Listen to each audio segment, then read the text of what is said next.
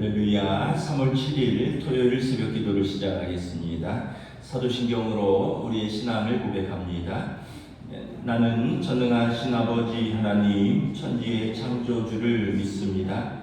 나는 그의 유일하신 아들 우리 주 예수 그리스도를 믿습니다.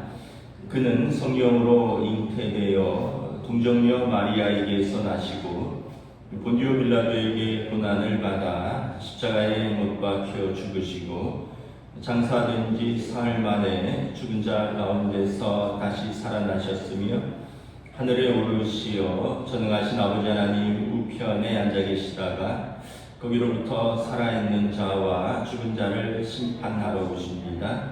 나는 성령을 믿으며 거룩한 공교회와 성도의 교제와 죄를 용서받는 것과 몸의 부활과 영생을 믿습니다. 아멘. 찬송가 246장 찬양하시겠습니다. 찬송가 246장입니다.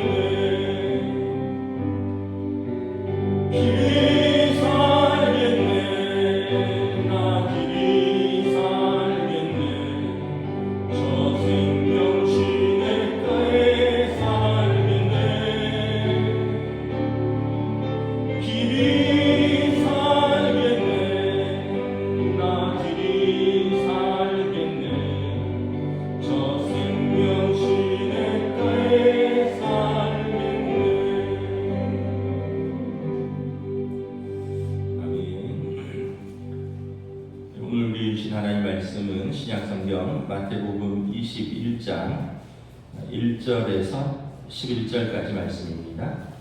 마태복음 21장 1절에서 11절까지 말씀입니다.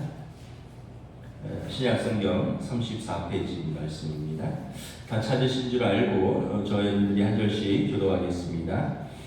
그들이 예루살렘에 가까이 가서 감람산 벳박에 이르렀을 때 예수께서 두 제자를 보내시며 이르시되 너희는 맞은편 마을로 가라. 그리 그리하면 곧 메인 나귀와 나귀 새끼가 함께 있는 것을 보리니 풀어 내게로 끌고 오라.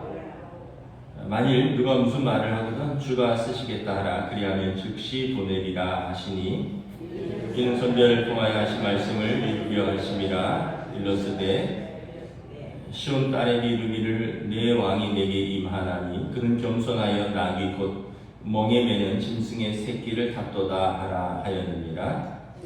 제자들이 가서 예수께서 명하신 대로 하여 나귀와 나귀 새끼를 끌고 와서 자기들의 겉옷을 그 위에 얹음에 예수께서 그 위에 타시니 무리의 대다수는 그들의 겉옷을 길에 펴고 다른 이들은 나뭇가지를 베어 길에 펴고 앞에서 가고 뒤에서 따르는 무리가 소리 높여 이르되 호산나 다윗의 자손이여 찬송하리로다.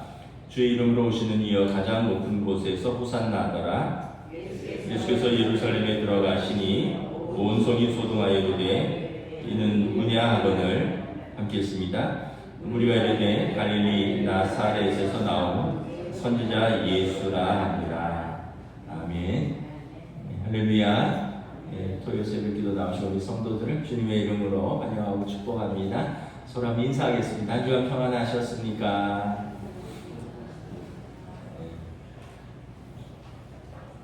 날씨가 따뜻하다가 갑자기 좀 또 싸늘해졌네요. 꽃망울이 터질라 그러다가 다시 움츠러드는 게 아닌지 모르겠습니다.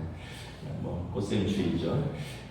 우리가 새벽에 마태복음 말씀을 보고 있습니다. 오늘 말씀은 우리가 잘 아는 흔히 말하는 종려주일 본문이죠.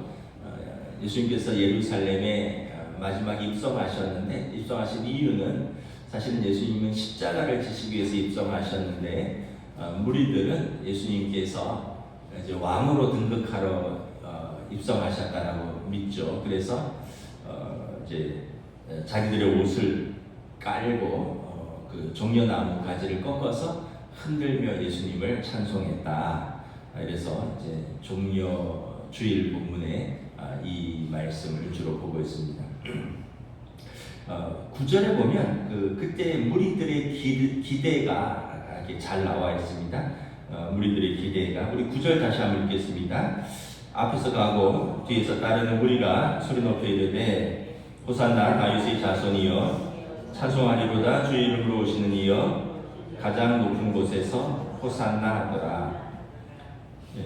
호산나 다윗의 자손이여 주의 이름으로 오시는 이여. 호산나는 우리를 구원하소서라는 뜻입니다. 우리를 구원하소서. 누가 우리를 구원할 수 있습니까? 다윗의 자손이요. 다윗의 자손은 그 다윗 언약, 하나님께서 다윗과 맺은 언약이죠. 사무엘하 7장에 다윗의 후손으로부터 메시아가 오실 것이다. 그러니까 메시아가 구원자이십니다. 그리고 가장 주의 이름으로 오시는 이요. 이 메시아는 다니엘서 7장에 보면 하나님으로부터 나라와 권세와 영광을 모든 것을 위임받아서 이제 오시는 분이십니다. 그리고 그분이 오시면 의인들은 상을 받고 악인들은 심판을 받는 것입니다. 그러니까 이제 이스라엘 백성들이 지금 그 로마의 압제에서 신음하다가 오늘 11절에도 보면 누구냐 갈릴리 나사렛에서 온 선지자 예수라. 이가 다윗의 후손으로서 주의 이름으로 오시는 그분이 아닐까. 그래서 우리를 구원하소서라고 외쳤던 것입니다. 근데 이제 그 이후에 보여주는 행보가 너무 실망스럽죠. 왜냐하면 십자가에 못 박혀 죽었기 때문에. 그래서 이 사람은 아니다. 그래서 오히려 예수를 이제 십자가에 못 박아라 이렇게 이야기를 하는 것이죠. 자, 우리가 이제 오늘 예수님께서 어린 나귀를 타시고 예루살렘에 입성을 하셨는데 그 의미를 다시 한번 좀 살펴보도록 하겠습니다. 오늘 이제 보면 나귀와 나귀 새끼를 이렇게 타고 이렇게 오셨습니다. 일반적으로 왕은 그 화려한 그 군마들이 이끄는 병거를 타고 오죠. 어느 왕이 초라하게 나귀를 타겠습니까? 근데 이 나귀를 타고 입성을 했다라는 것이죠. 그럼 이 의미가 뭐냐 하면 여기 5절에 보면 시온 딸에게 이르기를 내 왕이 내게 임하나니 그는 겸손하여 낙이 곧 멍에 매는 짐승의 새끼를 탔도다 하라. 이게 스가랴 9장 9절에 메시아의 오심의 한 예언입니다. 그러니까 예수님께서 하나님의 말씀을 이루려고, 그러니까 성경의 말씀을 이루려고 일부러 나귀를 타셨다는 것입니다. 그러니까 하나님의 아들도 하나님의 말씀을 이루려고 애를 쓰셨다라는 거예요. 굳이 나귀를 안 타도 되는데 굳이 나귀를 타신 이유는 스가랴 9장 9절에 하나님의 말씀을 이루려고 하십니다. 그러니까 다시 말하면 하나님의 말씀에 순종하려고 나귀를 타셨다라는 것입니다.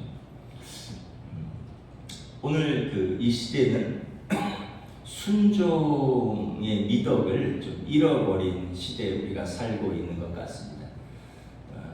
자녀들이 부모에게 요즘 순종 잘 안 합니다. 자녀들이 참 하여튼 부모 예전하고 좀 다른 시대에 살고 있습니다. 부모들이 애들 키우기가 아마 쉽지 않을 거예요. 저희 때만 해도 그 부모님이 하라 그러면 네 하고 또 아니다 그래도 일단 네 한 다음에 나중에 그거는 이건 아니지 않나요? 이렇게 이야기하도록 배웠는데 요즘은 그렇지 않습니다. 요즘은 다 요즘 애들이 꼬박꼬박 말대꾸 하고요. 아닌 거는 그냥 오히려 부모에게 면박 주고 하여튼 순종이 잃어버린 세대예요. 학교도 그렇죠. 요즘 학교 선생님들이 인기가 없대요. 한때 학교 선생님들 교대 가는 그 인기가 굉장했는데 요즘은 굳이 그렇게까지 가서 애들한테 시달리고 학부모에게 시달리고 그러면서 교사하고 싶지 않다. 요즘은 교대 인기가 떨어진 걸로 알고 있습니다. 왜냐하면 기본적으로 이제 선생님의 권위, 선생님의 말씀에 이런 순종이 없기 때문에 그렇죠. 사회도 그렇습니다. 더 이상 어떤 연장자나 권위자의 말이 중요한 시대가 아닙니다. 그런데 이제 우리는 교회에서는 이 미덕을 잃어버리면 안 되겠죠. 특별히 하나님의 말씀에 대한 순종. 우리 성도들은 하나님 시대가 어떻든 상황이 어떻든 간에 하나님의 말씀에 대한 우리가 순종이 있어야 합니다. 이것이 하나님에 대한 경외입니다.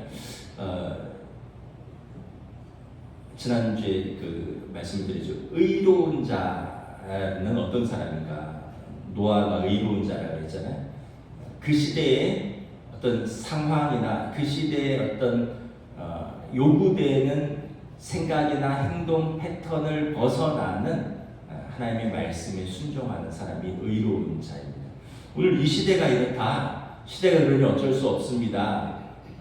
이게 아니라 우리는 이 시대는 그런데 우리는 이 시대가 요구하는 어떤 생각이나 행동을 넘어서는 하나님의 말씀에 대한 순종이 있겠습니다. 그래서 성경은 우리에게 그리스도를 경외함으로 피차 복종하라.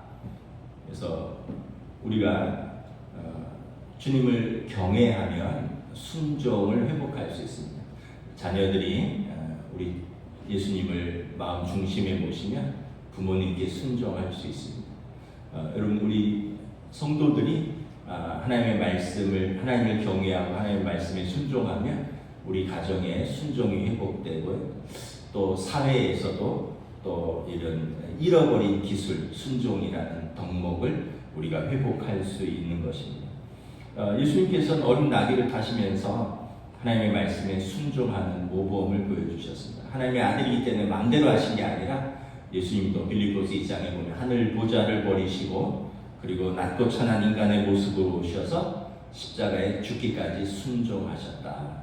그래서 순종은 참 어려운 겁니다. 왜냐하면 자기를 부인하고 자기 십자가를 지는 것이기 때문에 가정이든 교회든 사회든 순종이 그만큼 어려운 것이죠. 그래서 제자도의 첫 번째 덕목은 저는 순종이 아닐까 이렇게 생각을 합니다. 예수님께서 순종을 친히 보여주셨습니다. 둘째는 평화입니다. 나귀는 전시에 타는 동물이 아니라 평시에 쓰는 동물입니다. 전시에는 말을 타겠죠. 빠르고 힘이 있고. 그런데 나귀는 당나귀잖아요. 평소에 노인들이나 아이들을 태우고 다니고요. 또 여행 갈 때 이제 짐을 실는 그런 정겨운 동물입니다. 예수님께서 이제 나귀를 타셨다라는 것은 뭐냐면 예수님께서 이 땅에 평화를 위해서 오셨다는 것을 보여주는 것입니다. 하나님과 죄인인 우리와 사이에 막힌 담을 허시고 또 사람과 사람 사이에 막힌 담을 허시고, 그래서 에베소서에 보면 그 유대인과 이방인의 우리 사이에 막힌 담을 허셨다. 그래서 예수님께서 오신 것은 우리 사이에 담을 헐고 평화를 이루기 위해서입니다. 죄의 담으로 세워진 하나님과 우리 사이에 큰 장벽을 허물고 죄로 인하여 세워진 우리 사이에 담을 허셨습니다. 그리고 평화를 이루셨습니다. 지금 세상이 참 평화가 깨어져 있습니다. 러시아 우크라이나 전쟁이 5년째 하고 있는데 또 지금 미국, 이스라엘, 이란이 또 전쟁을 하고 있잖아요. 지금 이렇게 보니까 호르무즈 해협도 봉쇄했다 그러고 또 걸프만 그 일대 국가들에게 미사일도 날아가고 이러면서 확전이 되고 있는 것 같아요. 지금 중동 전쟁 전체로 확전이 되지 않을까 하는 우려도 있고 또 나토가 개입하겠다 이런 것도 있고 그냥 아주 지금 복잡합니다. 지도를 봤더니 유조선들이 호르무즈 해협에 바글바글하더라고요. 지금 못 나오고 있더라고요. 우리나라도 거기서 수입을 굉장히 많이 하나 보던데 기름값 오르고 환율 오르고 주가 출렁이고 지금 하여튼 온 세계가 요동치고 있습니다. 근데 보니까 미국이 다음은 불량 정권 쿠바다 이렇게 또 공개 경고를 했어요.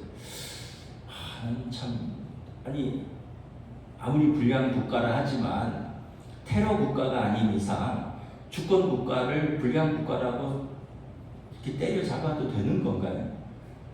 다음은 쿠바래요. 공개적으로 딱 경고를 했습니다. 미국이. 저는 걱정인 게 중국이 대만을 이 어수선한 틈을 타서 대만을 공격할까봐 걱정이에요. 그러면 우리나라랑 일본이 또 이렇게 관여하게 되고 북한하고 대치하고 있는 상황에서 또 북한이 이게 우리가 지금 참 마음이 참 조마조마합니다. 저는 그 4년짜리 지도자 한 사람이 세계를 이렇게 쥐락펴락하고 세계를 자기가 다 바꾸려고 하는 게 이게 옳은 것인가 하는 진짜 의문을 좀 가지고 있어요. 아직도 3년이나 남았는데 참 걱정입니다. 하여튼 세계가 지금 곳곳이 갈등과 분열과 전쟁과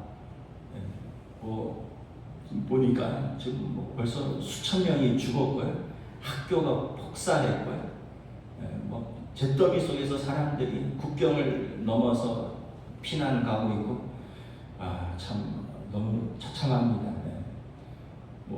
우리 사회에서도 곳곳에 갈등과 분열이 있습니다. 가정에서도 갈등과 분열이 있고요. 교회도 그런 교회들이 꽤 있고요. 저는 항상 조심해야 되는 게 교회가 일부 목회자들과 교회가 사회와 갈등의 분열의 중심에 서는 것 이거는 저는 하나님의 뜻이 아니라고 확신합니다. 왜냐하면 주님께서 평화를 위해서 오셨는데 일부 목회자와 일부 교회들이 이 사회 분열과 갈등의 중심에 서서 사회를 어지럽히는 것은 그건 분명히 하나님의 뜻이 아니라고 생각합니다. 왜냐하면 주님께서는 평화를 위해서 오셨는데 평화를 깨는데 앞장서서는 이것은 하나님의 사람이 아니기 때문에 그렇습니다. 오늘 예수님께서 나귀를 타고 오신 것은 평화를 위해서 오셨습니다. 로마서 12장 말씀입니다. 서로 마음을 같이하여 높은 데 마음을 두지 말고 도리어 낮은 데 처하여 스스로 지혜 있는 채 하지 말라. 할 수 있거든 너희로서는 모든 사람과 더불어 화목하라. 우리가 마음을 높이고 내 스스로 지혜 있는 채 하다 보면 평화가 깨어진다라는 거예요. 할 수 있거든 모든 사람과 더불어 악인과 더불어 평화라는 건 아니에요. 그러나 우리가 평화의 사람으로 이 땅에 부르심을 받았다는 것을 잊어서는 안 되는 것입니다. 예수님께서 하늘에는 영광이요 땅에는 평화의 왕으로 오셨습니다. 셋째, 나귀를 타신 것은 겸손입니다. 겸손. 나귀는 겸손의 상징이죠. 아까 말씀드린 대로 왕은 멋진 군마를 타고 병거를 탈 것입니다. 근데 나귀는 소시민들이 타는 거예요. 그래서 예수님께서 마가복음 10장 45절에 인자가 온 것은 섬김을 받으려 함이 아니라 도리어 섬기려 하고 자기 목숨을 많은 사람의 대속물로 주려 함이라. 예수님께서 메시아로 왕으로 불림하려 오시지 않고 섬기러 오셨다라고 분명하게 말씀하셨습니다. 이 유대인들은 메시아가 오시면 자기들의 왕으로 오실 것이라고 기대했습니다. 그 왕으로 오셔야 되니까 어떻게 돼? 그러면 이제 로마를 쓸어버려야 되는 거거든요. 그리고 자기들을 이제 독립하고 높이고, 근데 예수님은 하나님의 아들로서 온 인류의 왕으로 오신 것입니다. 예수님의 제자들도 우리가 새벽기도 말씀을 보았지만 자주 논쟁했다고 했습니다. 누가 크냐? 누가 크냐? 또 세베대의 아들들의 어머니 야고보와 요한의 어머니가 예수님께 나와서 내 두 아들을 당신 나라에서 오른편과 왼편에 좀 앉게 해달라고 청탁하는 일도 있었습니다. 이게 사실은 뭐 인간의 죄된 본성이죠. 다른 사람보다 더 인정받아야 되고 다른 사람보다 좀 높은 자리에서 군림해야 되고 그래서 더 대접받아야 되고 그럴 때 자기의 가치가 결정된다라고 믿습니다.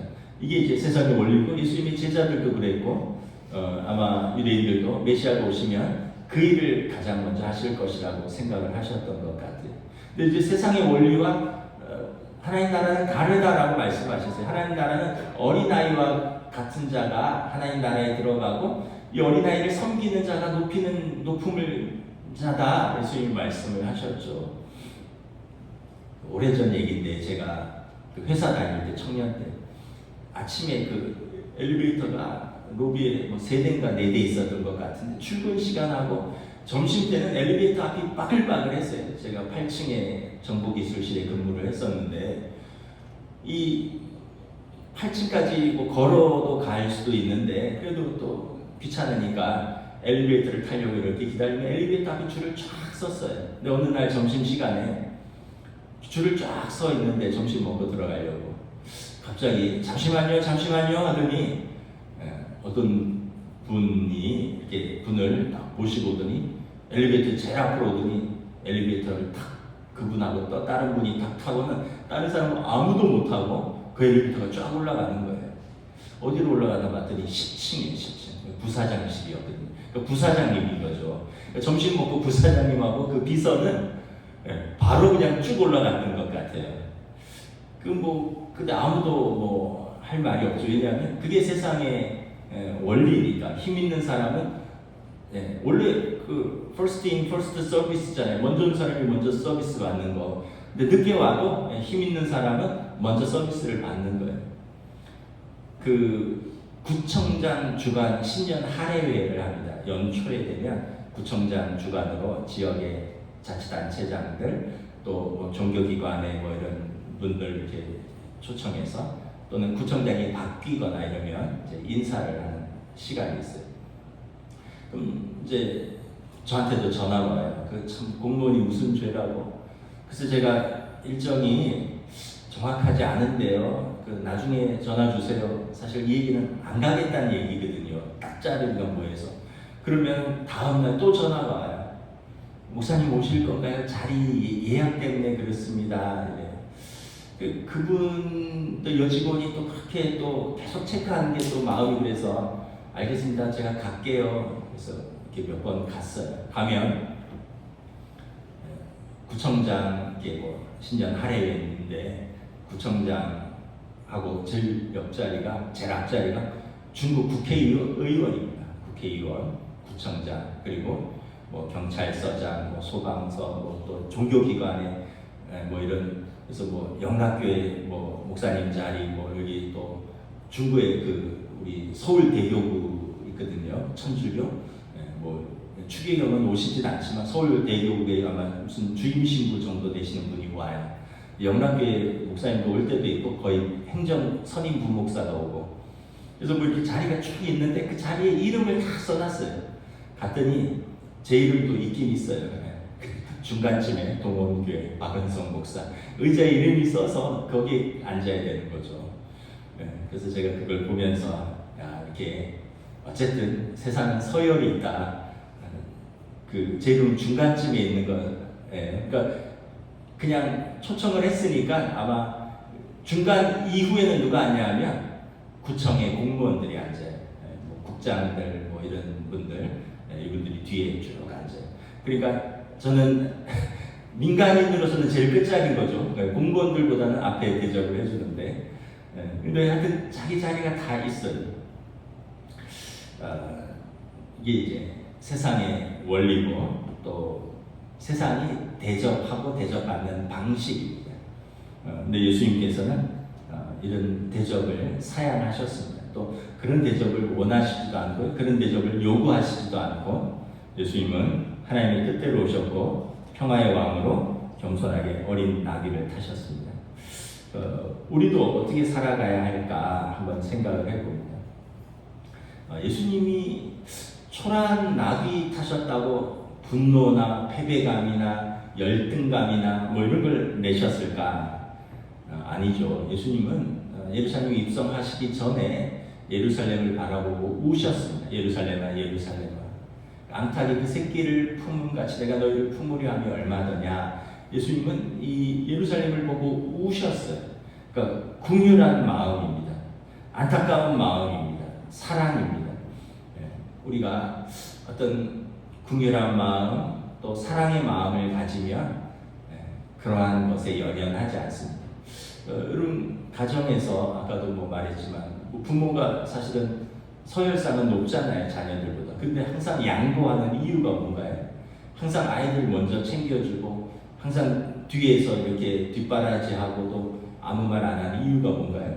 사랑이죠. 자녀에 대한 사랑이고 자녀에 대한 안타까운 마음이 있으니까 항상 다 베풀고도 그리고 더 못해줘서 미안하고 그러고도 생색내지 않고 마땅한 거고 주님께서 세상에 오실 때 메시아로서 나를 인정해주고 알아봐주고 이런 것에 목말라 하신 것이 아니라 주님께서 이 땅에 있는 우리들을 저와 여러분들을 불쌍히 여기시고 안타까워하시고 사랑하셨기 때문에 기꺼이 그러한 대접을 감수하시면서 또 기꺼이 나귀를 타신 이유입니다. 그래서 나귀를 타신 이유는 하나님의 뜻에 대한 순종이고 또 평화하고 겸손을 몸으로 보여주신 것이죠. 그래서 우리도 이렇게 쓰임 받아야 되지 않을까. 오늘 1절부터 3절에 보면 예수님께서 이르시되 너희 맞은편 마을로 가라. 그리하면 곧 메인 나귀와 나귀 새끼가 함께 있는 것을 보리니 풀어서 내게로 끌고 와라. 만일 누가 무슨 말을 하거든 주가 쓰시겠다 하라. 그리하면 즉시 보내리라. 그래서 사실은 이것도 잘 이해가 안 가지만 나귀 주인은 주가 쓰시겠다 하라는 말에 즉시 순종했습니다. 어쩌면 나귀 주인이 예수님의 무명의 제자였을 수도 있고 어쩌면 나귀 주인이 스가랴서 9장 9절의 말씀을 알았을 수도 있어요. 메시아께서 나귀를 타고 입성하시리라. 그래서 자기의 나귀를 아낌없이 내어드린 것입니다. 자기도 모르게 예수님에게 자기의 나귀를 내어드린 것이고 자기도 모르게 구약의 예언의 성취를 이룬 것이고 자기도 모르게 메시아를 대접한 것입니다. 여러분 우리도 주님 쓰시겠다 할 때 좀 쓰임 받으면 얼마나 또 영광이겠습니다. 우리 인생을 주님이 좀 쓰시겠다. 우리의 시간, 우리의 물질, 또 우리의 재능, 우리의 마음, 우리 삶, 우리 인생을 주님이 쓰시겠다 하면 이게 얼마나 영광스러울까라는 것입니다.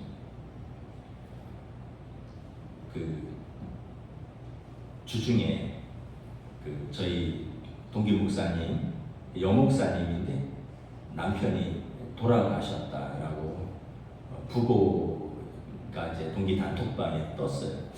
그래서 아니 이분이 저보다 여자 목사님인데 저보다 한 2-3살 많으시거든요. 근데 남편이면은 60대 중반 같은데 초중반일 텐데 왜 돌아가셨다고 부고장을 열어보니까 65세더라고요. 근데 이제 이렇게 쭉 보니까 그분 남편은 부인은 이제 목사님인데 남편은 변호사예요. 근데 이렇게 댓글들을 쭉 보니까 저는 이제 못 갔어요. 시차례에 걸려서 정선 갔다 오고 못 갔는데 황망한, 그러니까 뜻밖의 사고로 오 변호사님 그렇게 해서 목사님 얼마나 황망하시겠습니까? 이런 댓글들이 쭉 있는 거예요. 무슨 사고가 있었던 것 같아요. 뭐 교통사고인지 무슨 사고인지 제가 못 가봐서 아직 못 전해들었는데 근데 이제 제가 알기로는 그렇습니다. 그분하고 제가 여자 목사님하고 아주 친하진 않았는데 그 신대원 신학대학원을 마치고 제가 목회 상담 대학원 수업을 들을 때 같이 들었어요. 같이 들었는데 그 목사님이 선한 일을 많이 하셨어요. 남편이, 저는 그때도 잘 몰랐는데 변호사라서 동료들 중에 수업료가 없는 가난한 목사님들을 도왔습니다. 그래서 제가 그때도 도왔는데 그냥 저는 그냥 그 집이 부자라서 도운 줄만 알았어요. 남편이 뭘 하는지는 몰랐어요. 근데 이번에 동기 단톡방에 쫙 올라오는 거 보니까 추모의 글이 계속 올라오고, 그러니까 그분이 동료들을 섬기고 또 돕고 또 이랬던 기록들인 거죠.